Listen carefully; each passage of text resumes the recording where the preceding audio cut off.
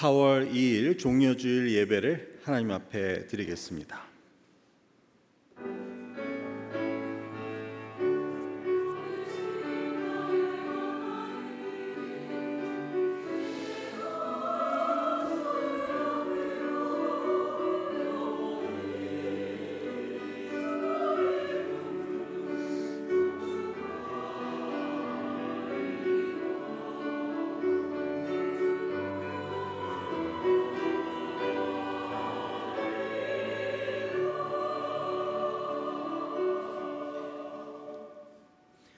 앞에서 가고 뒤에서 따르는 자들이 소리 지르되 호산나 찬송하리로다.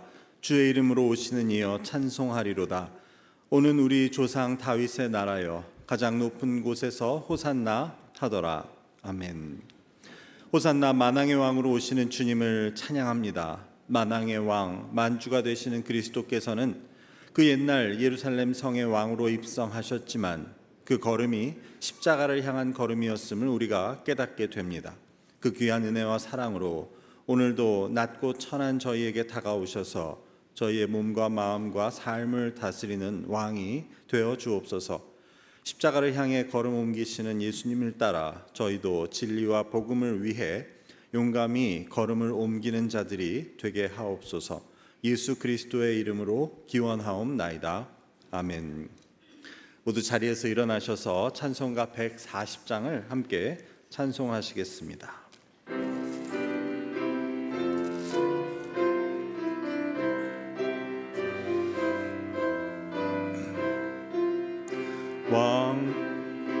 왕들이 다 영광 돌리세. 그 옛날 많은 무리 호산나 불렀네. 다윗의 자손으로 세상에 오셔서 왕 위에 오른 주께 다 영광 돌리세.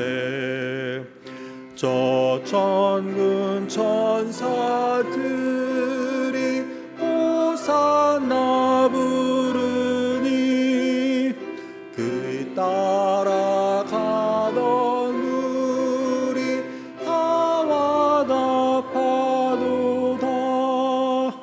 저 유대 백성같이 종려같이 들고 오시는 주를 맞아 호산나 부르세.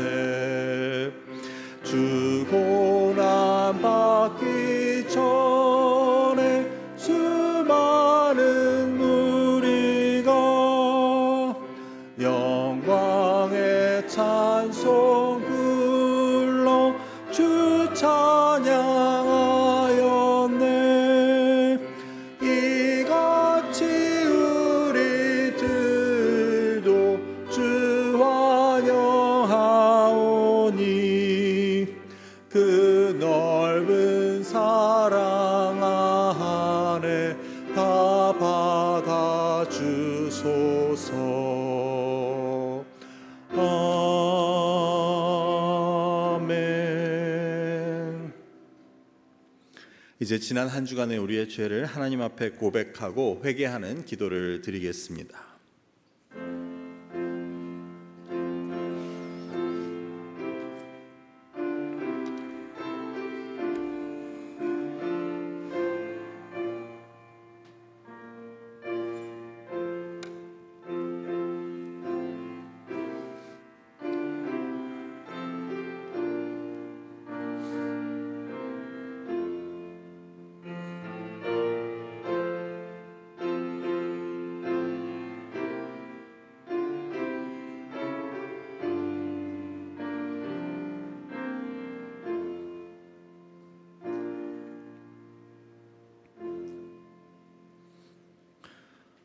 여기 우리에게 주시는 하나님의 사함의 말씀이 있습니다. 그가 찔림은 우리의 허물 때문이요 그가 상함은 우리의 죄악 때문이라. 그가 징계를 받음으로 우리가 평화를 누리고 그가 채찍에 맞음으로 우리가 나음을 받았도다. 우리는 다 양 같아서 그릇 행하여 각기 제 길로 갔거늘 여호와께서는 우리 모두의 죄악을 그에게 담당시키셨도다. 아멘. 이제 사도신경으로 우리의 신앙을 고백하겠습니다. 나는 전능하신 아버지 하나님 천지의 창조주를 믿습니다. 나는 그의 유일하신 아들 우리 주 예수 그리스도를 믿습니다. 그는 성령으로 잉태되어 동정녀 마리아에게서 나시고 본디오 빌라도에게 고난을 받아 십자가에 못 박혀 죽으시고 장사된 지 사흘 만에 죽은 자 가운데서 다시 살아나셨으며 하늘에 오르시어 전능하신 아버지 하나님 우편에 앉아 계시다가 거기로부터 살아있는 자와 죽은 자를 심판하러 오십니다. 나는 성령을 믿으며 거룩한 공교회와 성도의 교제와 죄를 용서받는 것과 몸의 부활과 영생을 믿습니다. 아멘. 이제 자리에 앉으셔서 교독문 129번 종려주일 교독문을 함께 교독하시겠습니다.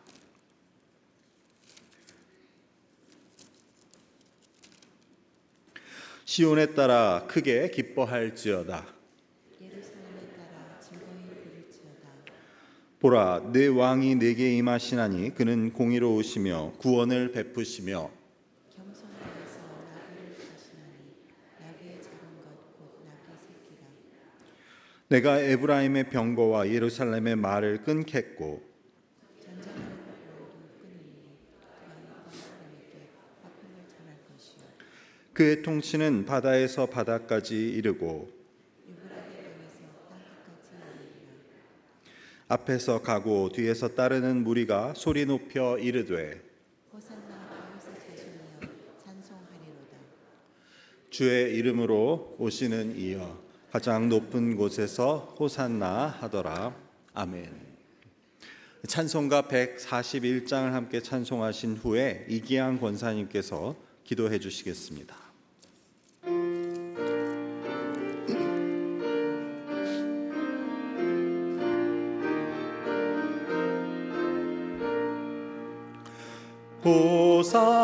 호산나 호산나 노래 부른다.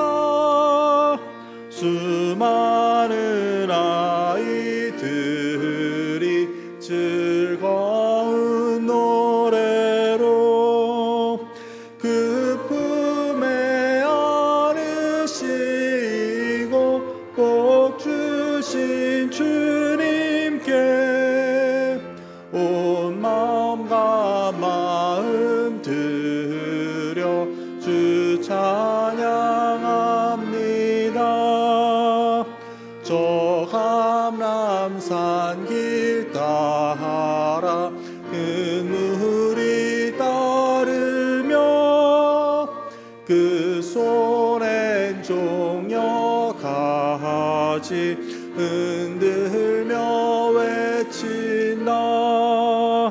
만왕의 왕 주 예수 나귀를 타시고 그 어린이들 노래 다 받아주시나.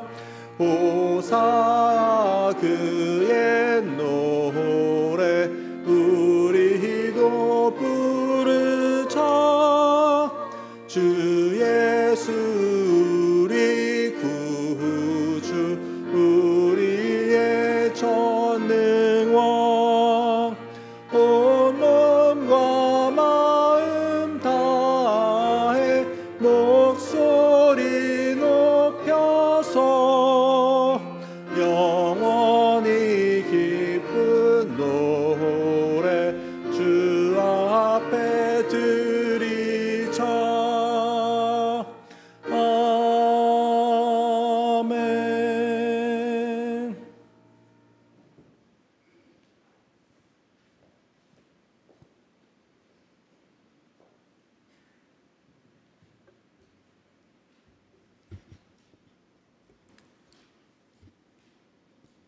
기도드리겠습니다.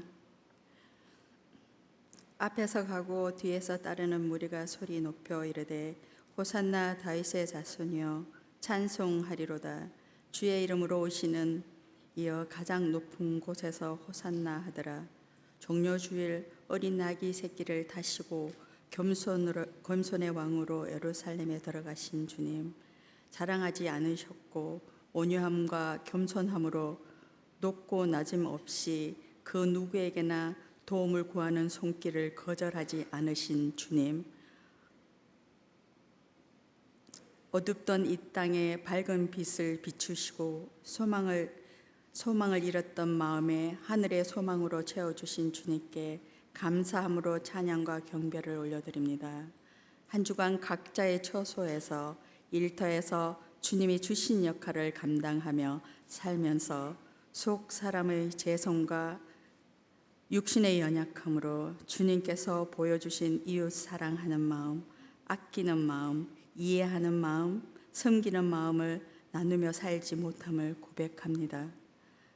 짧은 지혜로 하찮은 이득을 위해 하나님께 받은 은혜를 소홀히 하며 육체에 매달려 하늘의 영원한 약속을 잃어버리고 살진 않았는지요. 주님, 이 시간 문성호 목사님을 통해 주님께서 부어주시는 은혜의 말씀으로 저희들의 생각과 마음을 깨끗이 씻어 우리를 정결케 하시고 순종과 겸손으로 성도들을 섬기기를 원합니다. 헌신과 인내함으로 우리의 삶에 사랑의 열매가 풍성하게 열리며 다시 오실 주님의 길을 예비하는 아름다운 우리의 삶이길 기도합니다. 주님, 저희 교회에서 앞으로 있을 부흥회와 이웃초청의 날을 위해 기도합니다. 이번 부흥회를 통해 말씀을 듣는 우리의 눈과 귀를 열어주셔서 그 말씀을 바로 깨닫게 하시고 깨달은 말씀을 삶의 실천하며 참된 그리스도의 삶을 살아가게 하옵소서. 또한 부흥회를 통해 우리의 삶이 말씀으로 말미암아 회복과 치유와 변화가 일어나기를 소망합니다. 그리고 이웃 초청의 날을 통해 예배의 자리가 차고 넘치게 채워지기를 꿈꿔봅니다. 이 시간 질병과 전쟁과 기후 변화로 인해 지구촌의 사람들은 힘든 가운데 있습니다. 주님, 이들을 불쌍히 여겨주시고 도움의 손길이 필요한 곳에 주님의 은혜가 함께하기를 간절히 간구합니다. 또한 교회의 병약자들을 위해 기도합니다. 육체의 아픔으로 인해 지치고 낙심하지 않게 주님이 크신 능력이 그들 가운데 임하시길 기도하며 이 시간에도 선교지에서 주님의 사명을 감당하시는 선교사님들 영육간의 강건함으로 세워주셔서 사명을 잘 감당할 수 있는 은혜를 허락하시고 말씀을 전하시는 문목사님께 하늘의 문을 열어 은혜가 넘치는 예배 시간이 되기를 간절히 바라오며 사망에서 생명으로 옮기신 예수 그리스도 이름 받들어 기도드렸사옵나이다.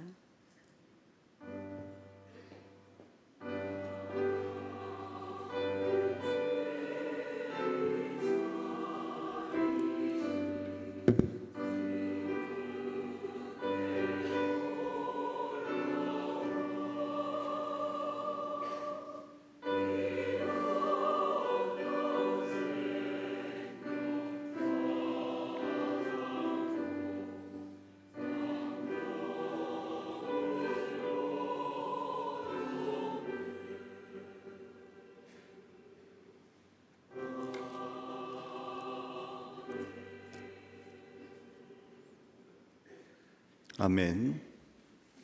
오늘 이 종려주일에 하나님께서 우리에게 주시는 말씀은 고린도 후서 6장 3절부터 10절까지의 말씀입니다.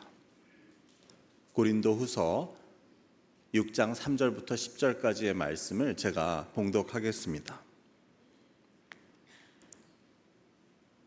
우리가 이 직분이 비방을 받지 않게 하려고 무엇에든지 아무에게도 거리끼지 않게 하고 오직 모든 일에 하나님의 일꾼으로 자천하여 많이 견디는 것과 환난과 궁핍과 고난과 매맞음과 갇힘과 난동과 수고로움과 자지 못함과 먹지 못함 가운데서도 깨끗함과 지식과 오래 참음과 자비함과 성령의 감화와 거짓 없는 사랑과 진리의 말씀과 하나님의 능력으로 의의 무기를 좌우에 가지고 영광과 욕됨으로 그러했으며 악한 이름과 아름다운 이름으로 그러했느니라.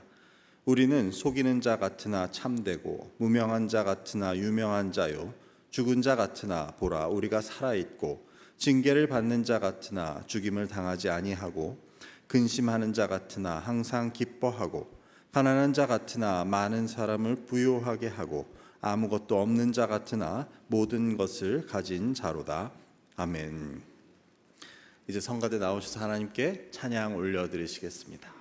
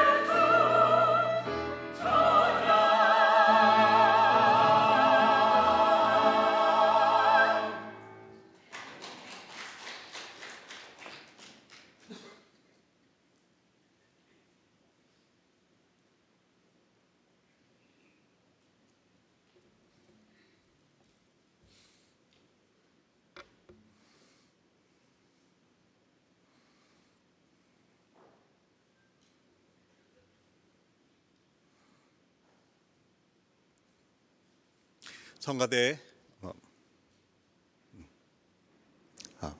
성가대 귀한 찬양에 진심으로 감사를 드립니다. 네, 우리 힘차게 찬양했듯이 오늘 특별히 종려줄 통하여서 우리들의 삶이 정말 만군의 주 되신 여호와께 모든 것을 영광과 면류관을 올려드리는 저와 여러분의 삶이 되시기를 주님의 이름으로 축원합니다. 오늘은 종려주일입니다. 종려주일은 예수님께서 십자가를 지시기 위해 이제 예루살렘으로 입성하신 날을 기념하는 주일입니다. 그래서 종려주일을 시작으로 해서 예수님의 돌아가시기 전 그 마지막 일주일이 시작됩니다. 그리고 우리는 이 마지막 일주일을 고난주간이라고 부릅니다. 그래서 예수님께서는 예루살렘에 입성하시고 이제 목요일에 제자들과 마지막 만찬을 드신 후에 밤에 잡혀가셔서 그 다음 금요일 오후에 십자가에 달려 돌아가시게 됩니다. 그래서 이번 금요일은 우리가 예수님의 십자가를 기억하며 성금요일 예배를 드리게 됩니다. 그래서 이 종려주일은 여러 가지 감정들이 공존하는 시간입니다. 예수님께서 예루살렘에 입성하시는 이 장면에는 사람들의 환호와 찬송이 있었습니다. 사람들은 들떠 있었습니다. 그래서 종려가지 나무 가지를 흔들며 호산나 다윗의 자손 왕으로 오신 이를 외치며 환호로 예수님을 맞이하고 있었습니다. 그런데 동시에 그 예수님의 입성은 왕의 행렬이라고 하기에는 지극히 초라했습니다. 흙으로 된 길에 사람들은 자기의 옷을 깔았고 예수님은 말도 아닌 나귀를, 그것도 나귀의 새끼를 타고 입성하십니다. 게다가 예루살렘에 입성하시는 예수님의 심정은 어땠을까요?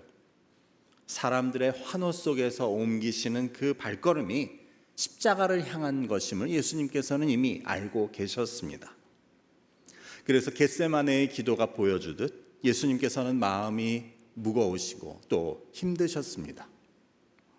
무엇보다도 환호하는 그 백성들과 또 자기의 제자들 모두 곧 예수님께 등을 돌리고 예수님을 버리고 도망갈 것을 알고 계셨습니다. 그러니 예수님의 심정은 실로 복잡할 수밖에 없었습니다. 그렇다면 이런 예수님의 예루살렘 입성은 우리에게 무엇을 보여줍니까? 여러 가지 상황과 감정이 맞물린 그 예수님의 발걸음을 통해 하나님께서는 우리에게 무엇을 가르쳐 주십니까? 한 가지 분명한 것은 예루살렘으로 들어가는 그 예수님의 발걸음, 지금 그 발걸음은 결국 우리도 따라야 하는 발걸음이라는 사실입니다.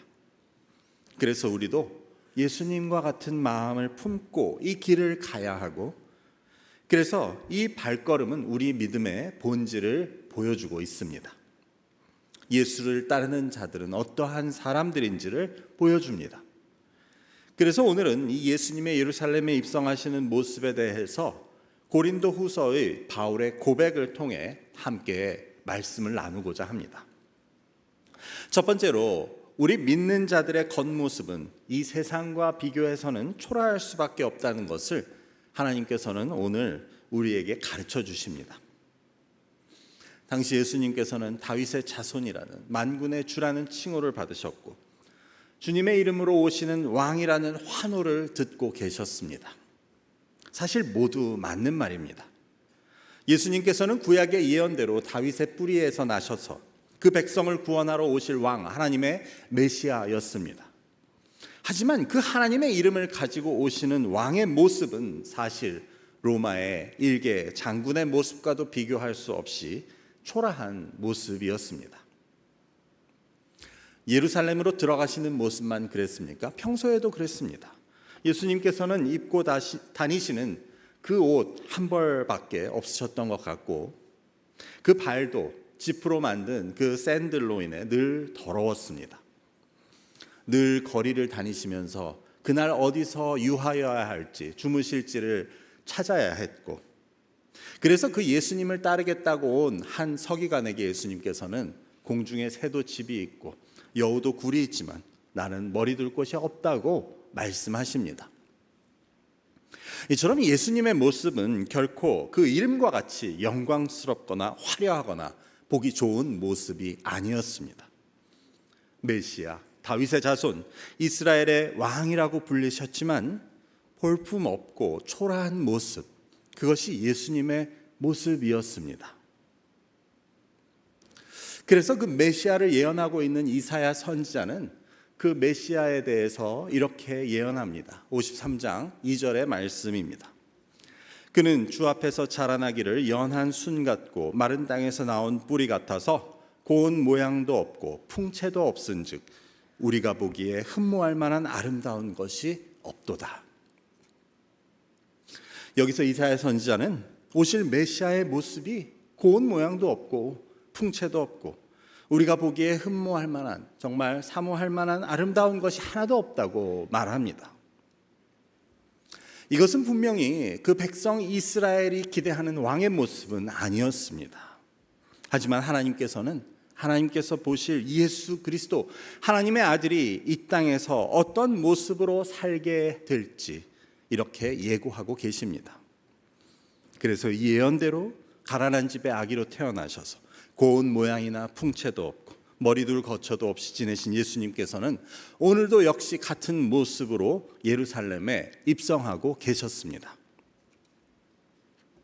그래서 우리는 오늘 본문에 나오는 이 바울의 이야기에 주목하게 됩니다. 바울은 예수님을 따르는 자신이 겪고 또 견뎌야 했던 일들에 대해서 이렇게 묘사합니다. 4절과 5절의 말씀입니다. 오직 모든 일에 하나님의 일꾼으로 자천하여 많이 견디는 것과 환난과 궁핍과 고난과 매맞음과 갇힘과 난동과 수고로움과 자지 못함과 먹지 못함 가운데서도 자신은 하나님의 일꾼으로 모든 것을 참아오며 이러한 환난과 궁핍과 고난, 심지어 매맞음과 자지도 못하고 먹지도 못하는 것을 견뎌왔다고 말합니다. 이 모든 것들을 바울이 왜 겪어야 했고 견뎌야 했습니까? 이는 그가 예수님을 따르고 하나님의 종으로 자처했기 때문이었습니다. 고운 모양도 없고 풍채도 없고 흠모할 만한 아름다운 것이 하나도 없는 초라하고 볼품없는 예수님을 따르는 길은 바울에게도 다를 수 없었습니다. 예수님을 따르겠다는 바울에게 약속된 것은 칭찬이나 풍족한 삶이나 영광이나 명예가 아니었습니다. 사실 바울이 예수님을 따르겠다고 그 인생을 바꾸지 않았으면 그의 삶은 달랐을 것입니다. 히브리인 중에 히브리인이고 로마 시민이고 또 율법으로는 선생이고 전문가이고 어느 하나 사람들이 우러러보지 않을 것이 없는 사람이 바로 바울이었습니다. 하지만 그런 바울이 예수님을 따르겠다고 그의 인생의 방향을 바꾸게 되었을 때 그는 환난과 궁핍과 고난과 수고와 이 모든 것들을 겪어야 했고 또 견뎌내야 했습니다. 그래서 우리는 만일 이것이 전부라면, 그리고 끝이라면 정말 바울의 말대로 우리 믿는 자들이 세상에서 제일 불쌍한 사람들이라고 할 수 있습니다.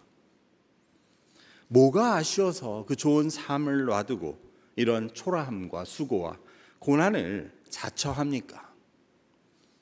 하지만 바울로 하여금 그것을 자처하게 하고 뿐만 아니라 그것으로 인해 기뻐하게 하는 것이 있었으니 그것은 바로 그의 마음속에 있는 예수 그리스도의 가치였습니다.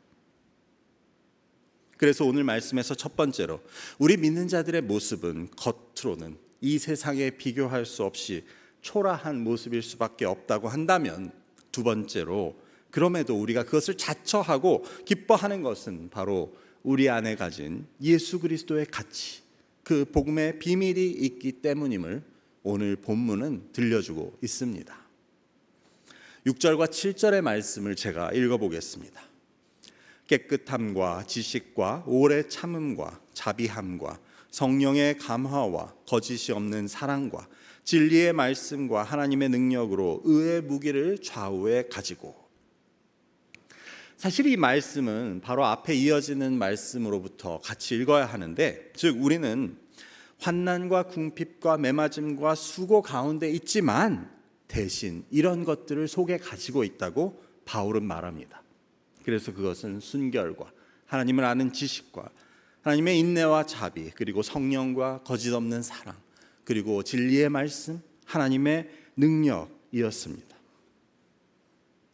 그리스도의 신부로서의 순결함, 그리고 하나님을 아는 지식, 아버지 하나님의 성품인 인내와 자비, 거룩한 성령님, 그리고 거짓이 없는 진실한 사랑, 그리고 하나님의 능력이 내 안에 있다고 바울은 말합니다. 이것은 참으로 감동적인 고백입니다.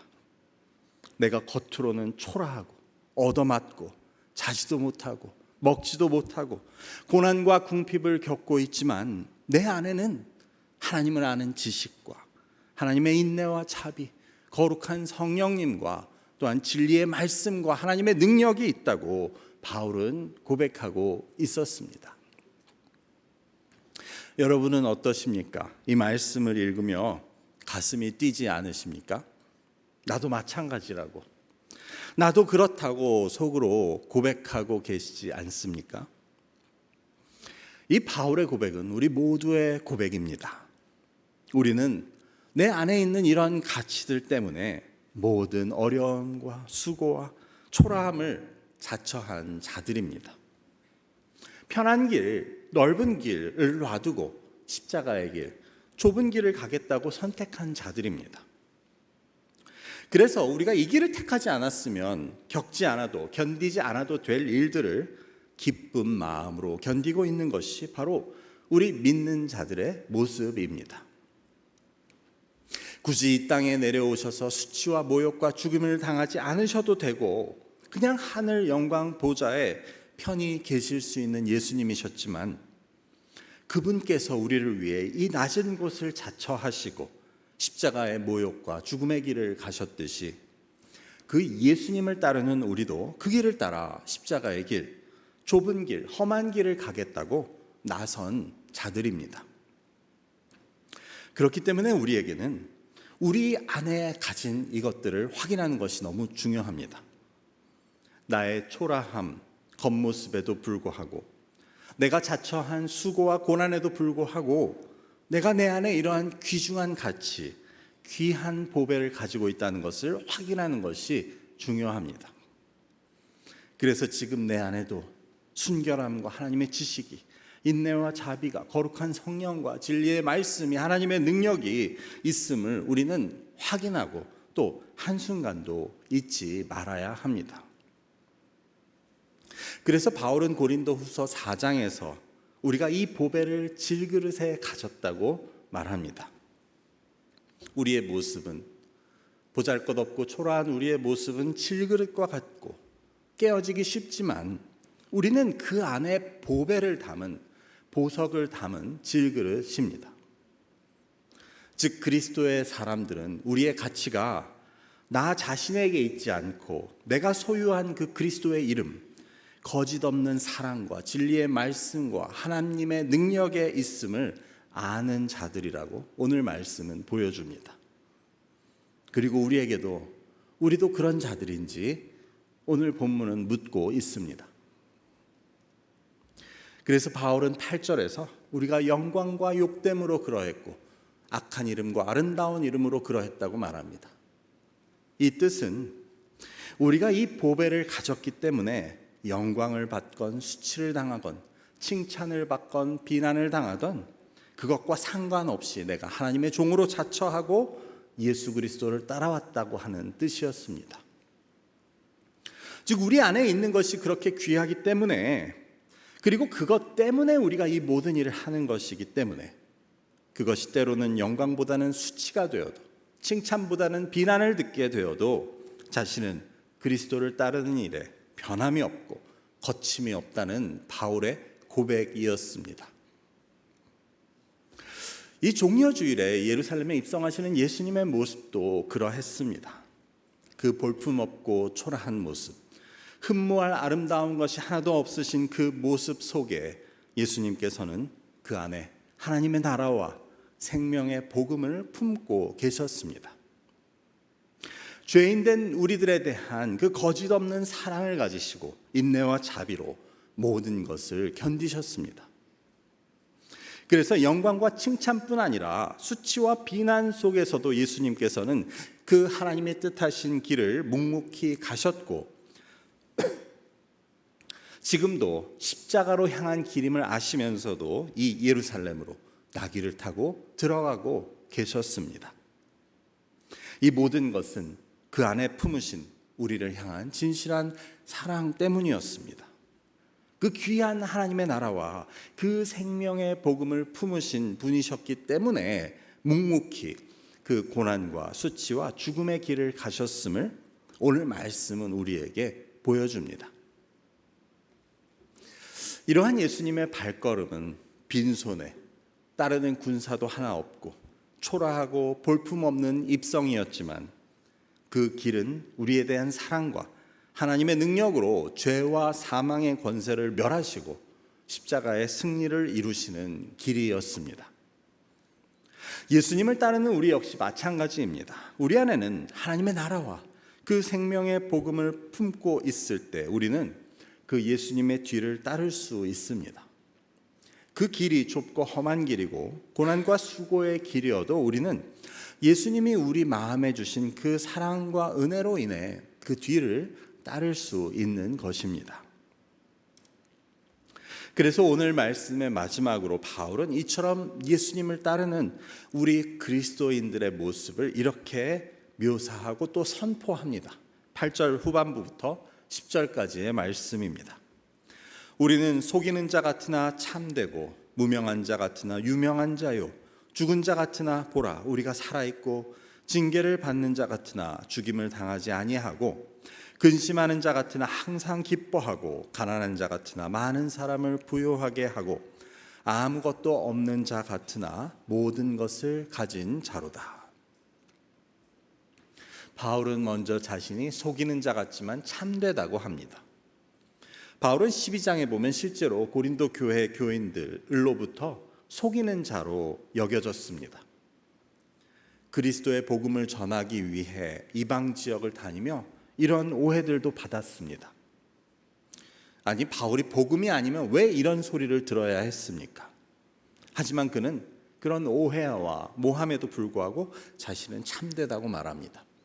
왜냐하면 거짓이 없었기 때문에 참되기도 했지만 그는 그 안에 있는 진리의 말씀으로 인해 누구보다 나는 참된 자라고 자신 있게 말하고 있었습니다. 또한 바울은 무명한 자 같으나 유명한 자라고 말합니다. 여기서 무명하다는 것은 무시당하는 것을 뜻합니다. 당시 교인들 가운데는 바울의 사도권을 의심하는 자들이 있었고 그래서 무시와 멸시를 당하는 일이 잦았습니다. 하지만 바울은 자신이 하나님의 부르심에 의해 예수 그리스도의 종이 되었다는 사실로 인해 스스로 유명한 자라는 것에 의심이 없었습니다. 사람들이 알아주지 않고 무시하더라도 하나님께서 알아주시는 것이 그에게는 전부였습니다. 그래서 바울은 나는 무명한 자 같으나 실상은 유명한 자라고 자신 있게 말합니다.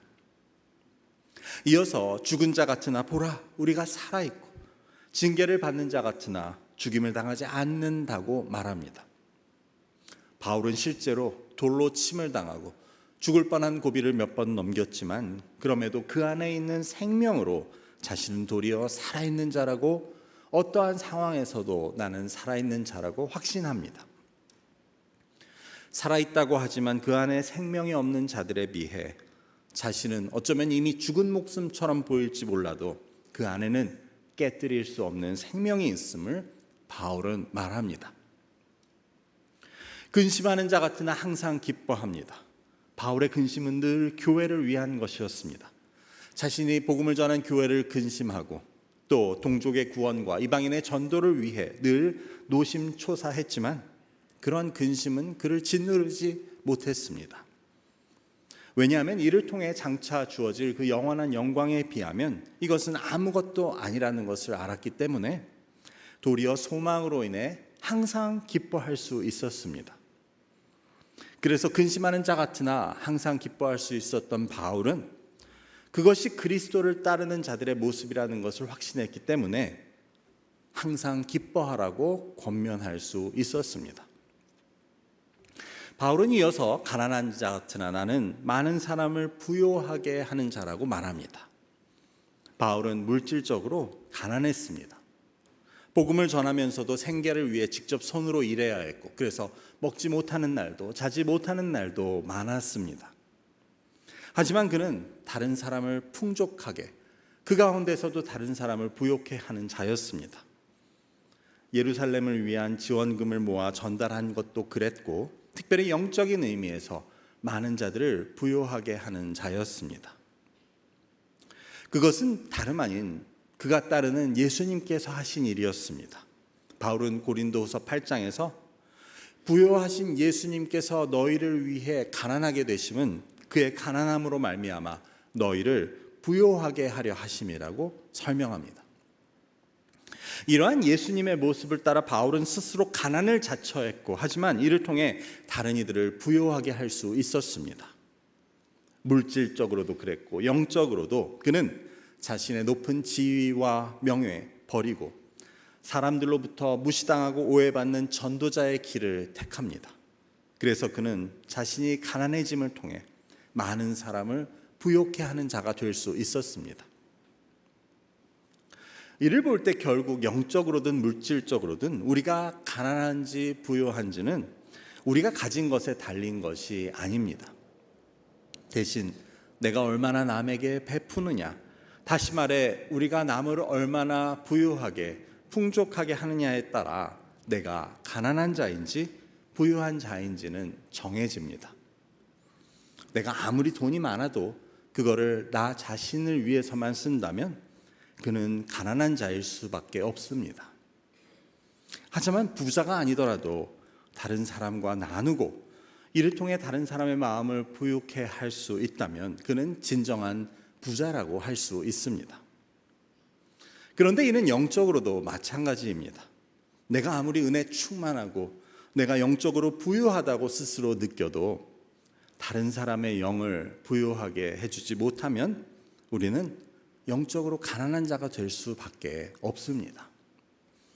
반면에 내가 받은 은혜와 사랑, 그 말씀을 가지고 다른 사람을 위로하고 권면하고 도울 수 있을 때 우리는 비로소 영적으로 부유한 자라고 할 수 있음을 오늘 말씀은 보여줍니다. 결국 끝으로 바울은 자신은 아무것도 없는 자같이 보이지만 모든 것을 가진 자라고 말합니다.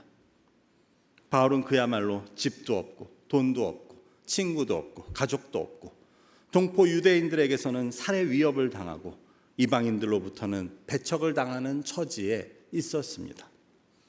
그래서 보기에는 아무것도 없는 것 같은 것이 사실이었습니다. 하지만 그런 바울은 내가 모든 것을 가진 자라고 말합니다. 그리고 이 바울의 말은 과장이나 허풍이 아니었습니다. 자신의 진심 어린 신앙 고백이었습니다. 바울은 고린도전서 3장에서 만물이 다 너희 것이라고 하며 세계나 생명이나 장래일이나 지금 것이나 다 너희의 것이고 너희는 그리스도의 것이고 그리스도는 하나님의 것이라고 말합니다. 이것은 무슨 뜻입니까? 우리가 하나님에게 속해 있을 때 하나님의 것, 모든 것이 나의 것이 된다는 뜻이었습니다. 그렇게 볼 때 바울은 자신이 소유한 그리스도로 인해 자신은 모든 것을 가진 자라고 고백할 수 있었습니다. 이는 실로 아름다운 고백이 아닐 수 없습니다. 나는 아무것도 없는 자 같지만 내 안에 소유한 그리스도로 인해 나는 모든 것을 가진 자라고 자신 있게 말합니다. 결국 이 모든 바울의 고백은 앞서 살펴본 이 보배를 질그릇에 가졌다는 그 바울의 한마디로 요약할 수 있습니다. 그래서 나는 질그릇이지만 즉 무명하고 죽었고 근심하고 가난하고 아무것도 없는 형편이지만 그 질그릇에 담은 보배, 즉 내 안에 그리스도로 인해 나는 더 이상 그냥 질그릇이 아니라는 것입니다. 그냥 질그릇이라면 아무것도 아니지만 그 안에 참 보배, 참 생명이신 그리스도를 닮았기 때문에 나는 모든 것을 가진 자라고 바울은 담대히 자신 있게 자신을 소개하고 있습니다. 우리 역시 모두 다 질그릇입니다. 누구는 조금 붉은 빛이 나는 것 같고 누구는 조금 매끄러운 것 같아도 결국 질그릇은 질그릇입니다. 우리가 아무리 세상적으로 겉으로 자랑할 것이 있어도 이는 마치 도토리들이 서로 키 자랑을 하듯 어리석은 일일 수밖에 없습니다. 대신 우리가 진짜 자랑할 수 있는 것은 혹시 우리의 가치가 있다고 한다면 그것은 나 때문이 아니고 내가 내 안에 가진 것 때문이라는 것을 우리는 알게 됩니다. 그래서 우리가 겪는 곤고와 수고, 수치와 어려움에도 불구하고 내 안에 있는 것들로 인해 그 그리스도를 따르는 일을 자처하고 기뻐할 수 있어야 합니다. 뿐만 아니라 나는 무명하고 가난하고 아무것도 없는 자 같지만 나는 내 안에 있는 그 이름 예수 그리스도로 인해 모든 것을 가진 자라고 고백할 수 있어야 합니다. 그래서 우리 안에 있는 순결과 지식, 인내와 자비, 거짓 없는 사랑과 진리의 말씀, 그 하나님의 능력으로 인해 우리는 누구보다도 빛나는 사람들이고 우리는 모든 것을 가진 자들임을 오늘 말씀을 통해 확신하고 또 자부할 수 있어야 합니다. 이제 말씀을 맺고자 합니다. 우리는 종려주일을 맞아 예수님께서 예루살렘에 입성하시는 장면에 대한 질문으로 오늘의 말씀을 시작했습니다. 하나님의 아들 다윗의 자손 이스라엘의 왕으로 오시는 예수님은 그 이름에 비해 그 모습이 볼품없고 초라하셨습니다. 더욱이 예루살렘으로 들어가시는 그 발걸음은 영광을 향한 발걸음이 아니었고 십자가를 향한 발걸음이었습니다. 그래서 이 예수님의 모습은 예수를 따른다는 것의 본질을 보여줍니다. 예수님께서는 아무 힘도 없이 무명한 자 같고 죽음을 앞둔 자였고 가난한 자 같고 아무것도 없는 자 같은 모습으로 예루살렘에 들어가셨지만 그분은 결국 이를 통해 죽음과 죄와 사망의 권세를 이기시고 우리에게 생명을 주십니다. 그 안에 하나님의 나라와 그 생명의 복음을 품고 계셨기에 우리를 위해 그 수치와 고난의 좁은 길, 십자가의 길을 자처하고 기쁘게 가셨습니다. 그래서 그 생명과 함께 모든 것을 우리에게 주시고 우리를 부유하게 해주십니다. 그렇기 때문에 그 은혜를 누린 우리들도 이 종려주일에 그 길을 나도 따르려는 결단이 있어야 합니다. 그래서 우리 역시 아무것도 없는 자 같지만 내 안에 가진 그리스도로 인해 내가 모든 것을 가진 자라는 그러한 믿음을 가지고 살아가야 합니다. 우리 믿는 자들의 가치는 나 자신이 아닌 내 안에 가진 것, 그리스도의 이름과 영원한 생명의 복음, 하나님의 나라에 있음을 기억해야 합니다. 이를 기억하시며 초라하고 볼품 없었지만 모든 일을 부요하게 하시기 위해 예루살렘에 들어가신 그 예수님의 발걸음을 모두 따를 수 있는 저와 여러분이 되시기를 이 종려주일에 주님의 이름으로 간절히 축원합니다. 기도하겠습니다. 아버지 감사합니다. 환호와 찬송 속에 예루살렘에 들어가신 예수님이셨지만 아버지 하나님이셔 그 가운데 많은 감정과 또한 상황들이 공존하고 있었음을 우리는 깨닫게 됩니다. 무엇보다도 하나님 예수님께서는 그 초라한 모습으로 또 고난의 길을 가셨지만 그 안에 가지신 것으로 인해 우리에게 생명 주시고 또한 귀한 은혜의 그러한 일을 감당하셨음을 보게 됩니다.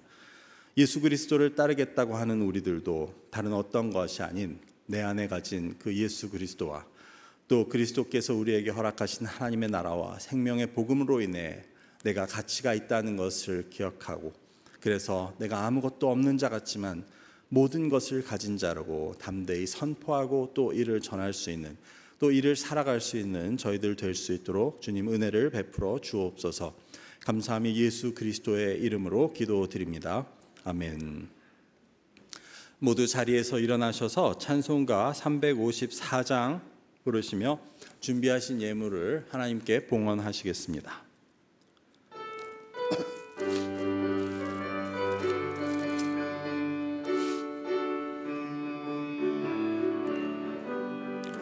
주를 앙모하는 자 올라가 올라가 독수리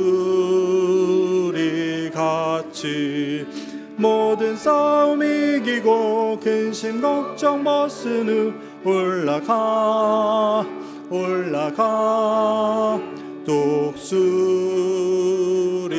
같이 주 앙모하는 자 주 앙모하는 자 주 앙모하는 자 늘 강건하리라. 주를 앙모하는 자 걸어가 걸어가 고단치 않는 을 두루 찾아다니며 걸어가 걸어가 고단치 않네. 주 앙모하는 자 주 앙모하는 자 주 앙모하는 자 늘 강건하리라. 주를 앙모하는 자 달려가 달려가 비곤치 않네. 천성문을 향하여 면류관을 얻도록 달려가 달려가 비곤치 않네.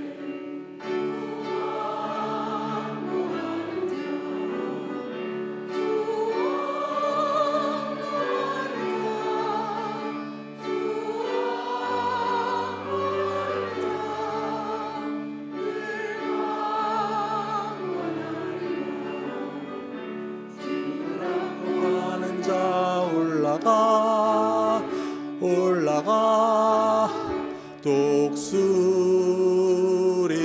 독수리같이 은혜 안에 뛰놀며 주의 영광 보리라.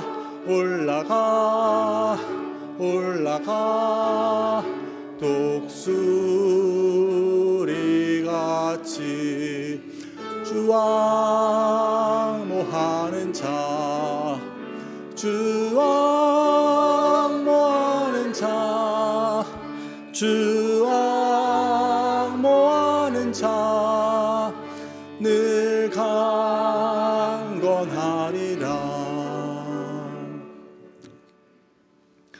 사랑의 하나님 감사합니다. 우리의 질그릇 같은 겉모습에도 불구하고 우리에게 허락하신 은혜로 인하여서 우리가 주를 앙모하여 정말 독수리같이 피곤치 않고 또한 낙심치 않고 절망치 않고 이 길을 갈 수 있게 하심을 진심으로 감사합니다. 감사하는 마음으로 우리가 마음과 정성을 보아 드린 예물 주님께서 기뻐 받으시는 것이 되고 또 이것이 쓰이는 곳에 하나님의 나라와 또 주님의 귀한 복음이 전하여지는 은혜를 허락하여 주시옵소서. 아버지 또한 믿음으로 드린 손길들을 기억하여 주셔서 아버지 하나님이시 어려운 상황 가운데서도 주님께서 나를 부욕해 하셨기 때문에 내가 나의 일부를 주님께 드린다고 하는 그들의 믿음 고백 가운데 하나님 축복하여 주시고 그래서 그들의 개인과 삶과 또 일터와 가정과 또한 학업 가운데 날마다 채우시고 인도하시는 주님의 은혜와 선하심을 허락하여 주시옵소서. 특별히 이 시간도 질병으로 인하여서 또 몸과 영의 연약함으로 인하여서 고통당하고 있는 주님의 사랑하는 백성들 기억하여 주셔서 아버지 긍휼히 여기시고 손을 얹어 치료하신 예수 그리스도의 그 보혈의 은혜가 이 시간 함께 하여 주셔서 치유와 회복과 또한 하나님의 귀한 은혜를 생명을 허락하여 주시옵소서. 감사함이 예수 그리스도의 이름으로 기도드립니다. 아멘. 모두 자리에 앉으시고 교회 소식을 함께 나누겠습니다. 오늘은 왕 되신 예수님께서 예루살렘에 입성하신 것을 기념하는 종려 주일입니다. 오늘부터 시작되는 고난 주간에 하나님의 귀한 은혜가 함께 하시길 기원합니다. 이 고난 주간은 비공식적이지만 1년에 한 번 우리 교회가 함께 금식을 실천하는 그러한 기간이라고 할 수 있습니다. 그래서 가능하신 분들은, 즉 건강에 문제가 없으신 분들은 하루에 한 끼씩, 그리고 성금요일은 하루를 금식하시며 우리가 함께 기도에 동참할 수 있으면 좋을 것 같습니다. 부활주일 합부 예배에 대한 안내입니다. 다음 주일은 부활주일로 오전 10시에 우리가 합부 예배로 드립니다. 예배 중에 세례와 입교식 그리고 성찬식이 있으니 기도로 준비해 주시기 바랍니다. 이번 주간에 있는 기도회와 예배에 대한 안내입니다. 고난주간 새벽 기도회는 계속해서 화요일부터 토요일까지 있게 됩니다. 성금요일 예배는 금요일 저녁 7시 반에 이곳에서 드리게 되고, 부활 주일에는 주일 아침에도 새벽 기도회가 있습니다. 그래서 오전 6시에 있고, 그 예배 후에는 권사회에서 아침 식사를 제공해 주십니다. 감사를 드립니다. 그래서 특별히 이번 고난주간 새벽 기도회에는 지금까지 참여하지 못하셨더라도 마음을 먹고 또 우리 기도에 동참하실 수 있으면 감사하겠습니다. 임시 재직회에 대한 안내입니다. 이제 헌장 개정 위원회를 통해 개정안이 확정이 되어서 이제 임시 재직회가 지금으로부터 2주 후에 4월 16일 일부 예배 후에 12시 20분 W원에서 있도록 하겠습니다. 재직원들은 오늘 예배 후에 헌장 개정안을 미리 받아가셔서 읽어주시면 감사하겠고요. 저희가 방송실에 그 개정안을 놓겠습니다. 재직분들은 예배 끝나시고 그것을 한 부씩 가져가시면 감사하겠습니다. 그리고 지금까지 헌장 개정안을 만들기 위해 수고해 주신 헌장 개정위원회 여러분들께 진심으로 감사의 말씀을 드립니다. 부활주일 운동회, 간이 운동회에 대한 안내입니다. 저번에 구두로 광고 드렸듯이 다음 주일에는 우리가 부활주일 예배를 함께 드리고 식사 후에 그 gym에서 선교회별로 간이 운동회를 가지려고 합니다. 그래서 남자는 같이 팀을 만들어서 족구를 하고 여자는 배드민턴을 하려고 계획 중입니다. 그래서 운동화와 편한 복장을 준비해 주시면 감사하겠습니다. 특별히 gym에는 구두를 신고 들어갈 수가 없기 때문에 운동화를 준비해 주시면 감사하겠습니다. 자녀들을 위한 교육부 프로그램도 준비되게 되니 자녀들과 함께 또 참여하실 수 있습니다. 성경 쓰기 제출에 대한 안내입니다. 좀 광고가 늦었지만 우리가 지금까지 신명기와 여호수아 쓰신 것을 4월 16일까지 제출해 주시기 바랍니다. 그리고 이번 주에는 고난주간이어서 우리가 읽고 있던 마태복음을 잠시 중단하고 예수님의 그 고난과 사역에 대한 그러한 말씀들을 함께 나누는 그러한 새벽 말씀이 되겠습니다. 이웃 초청 카드를 한 장씩 나눠 드렸습니다. 그래서 이것을 본인이 이제 초청하고자 하는 대상자에게 전해 주실 수 있으면 좋겠고, 더 필요하신 분들이나 아니면 내가 내 사업장에 비치하고 싶다 하시는 분들은 장재진 장로님이나 아니면 안내위원들께 문의해 주시면 되겠습니다. 그 뒷면에 보면 한국인 의사와의 그러한 상담, 무료 상담이 있다는 이야기가 있는데 거기에 대해서는 조금 추가 설명이 필요할 것 같습니다. 저희가 하고자 하는 것은 다른 모든 진료를 하는 게 아니라 거기 특별히 어르신들이나 아니면은 요즘 성인들의 관심이 되는 당뇨나 식이요법에 대한 것을 우리 교인 중에 의사 한 분이 이제 간단한 클래스를 열어서 간단한 정보를 전해 주시고 거기서 궁금한 질문을 받고 대답해 주시는 시간입니다. 그래서 이것이 1:1 진료를 뜻하는 것이 아님을 혹시 오해가 없으시기를 바라고, 또 혹시 초대하시는 분들께도 그러한 설명이 필요하다면 설명해 주실 수 있으면 감사하겠습니다. 그리고 주보에 기록되어 있지 않지만 재직회에서 우리가 결의된 내용대로 오늘부터 우리 2부 예배는 이 주보를 나눠주지 않고 원하시는 분들에게만 나눠드리게 됩니다. 그래서 1부 예배를 드리신 분들 중에도 이 주보를 모으시지 않거나 그냥 집에 가서도 버리시는 분들은 여기 테이블에 다시 리턴해 주시면 2부 예배를 위해서 또 쓸 수 있을 것 같습니다. 오늘 점심 식사는 김옥희 권사님 가정에서 제공해 주셨습니다. 그리고 지난주에 우리가 우리 교회 함께 참석해서 예배를 드려주셨는데 지난주에 아마 소개를 하지 못한 것 같습니다. 그래서 저기 서영희 할아버지께서 우리 예배를 그 따님과 또 손자분과 함께 참석해 주셨는데, 따님과 손자분은 오늘 다른 사정이 있으셔서 못 오시고 우리 서영희 성도님만 함께 참석해 주셨습니다. 자리에서 잠깐 일어나시면 우리 박수로 환영하겠습니다. 네, 좋습니다. 네, 감사합니다. 그 밖에 기도 요청 기억하고 기도해 주시고, 특별히 부흥 사경회와 이웃 초청 잔치를 위해서 기도해 주시길 바라고요. 또 질병으로 인해 어려움 가운데 있는 분들 위해서 한 분 한 분 기억하시고 기도해 주시면 감사하겠습니다.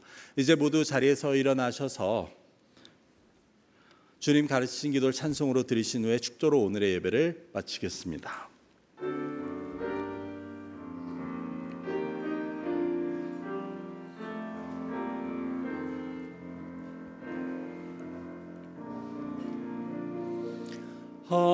하늘에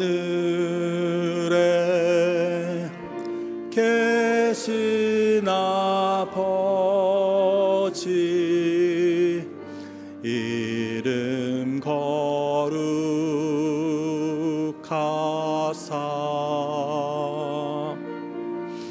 주님 나라 임하시고 뜻이 이루어지이다.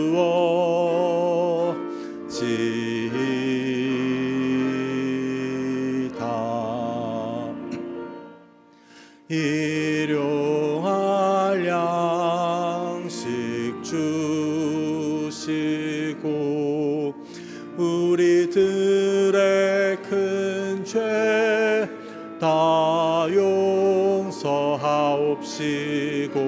또 시험에 들게 마시고 악에서 구원하소서. 대개 주의 나라 주의 원세 주의 영광 영원히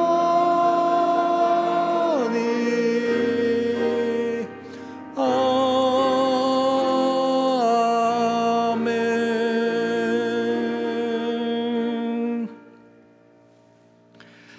예수 그리스도의 은혜와 아버지 하나님의 크신 사랑과 성령님의 교통하심이 내 안에 있는 보배 그리스도의 가치를 깨달아 모든 것을 가진 자들로서 그리스도의 뒤를 따라 많은 사람을 부욕해 하고자 소망하고 다짐하는 여기 모인 주의 자녀들과 이 교회 위에 지금으로부터 영원히 함께 하시기를 간절히 축원하옵나이다. 아멘.